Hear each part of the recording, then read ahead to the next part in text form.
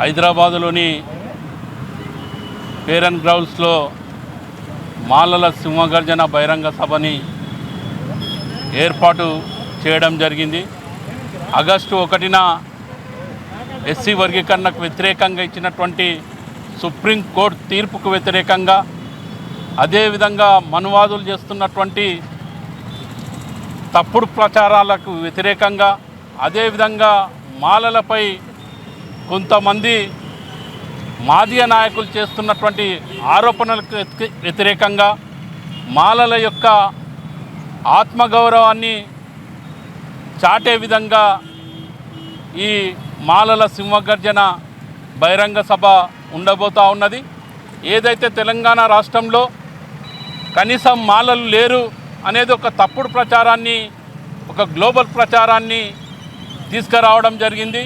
అంతేకాకుండా అన్ని రాజకీయ పార్టీలు ఈరోజు మాలలకు వ్యతిరేకంగా, కనీసం మాలలను హక్కున చేర్చుకునే పరిస్థితి ఏ ఒక్క రాజకీయ పార్టీ చేస్తలేదు.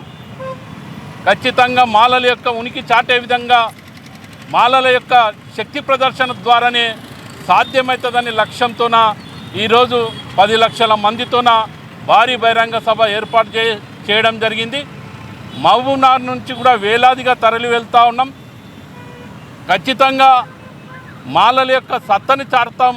ఖచ్చితంగా మాలలకు దక్కాల్సినటువంటి హక్కులను ప్రభుత్వాల ద్వారా మా హక్కులను మేము నెరవేర్చుకోవడానికి, మా డిమాండ్లను మేము నెరవేర్చుకోవడానికి ఈ సభ ద్వారా ప్రభుత్వాన్ని నిలదీయబోతూ ఉన్నాం.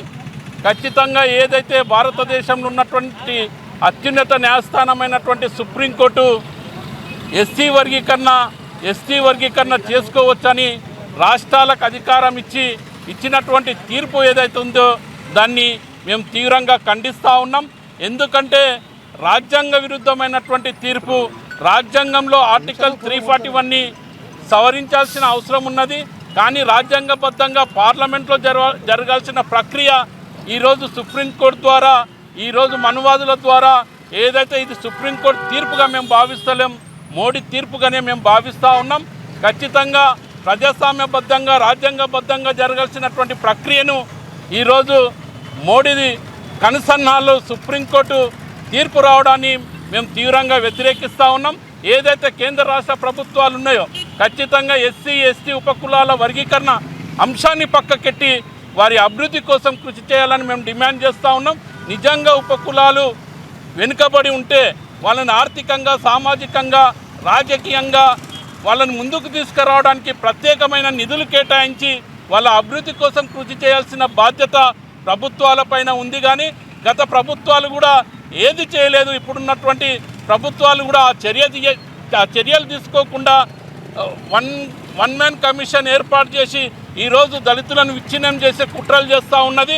హైదరాబాద్ సికింద్రాబాద్లో పేరుగంలో జరుగుతున్న మాలల సింహగర్జనకు ఉమ్మడి మహబూబ్నగర్ జిల్లా నుంచి గత కొన్ని వేల మంది పోతున్నాము.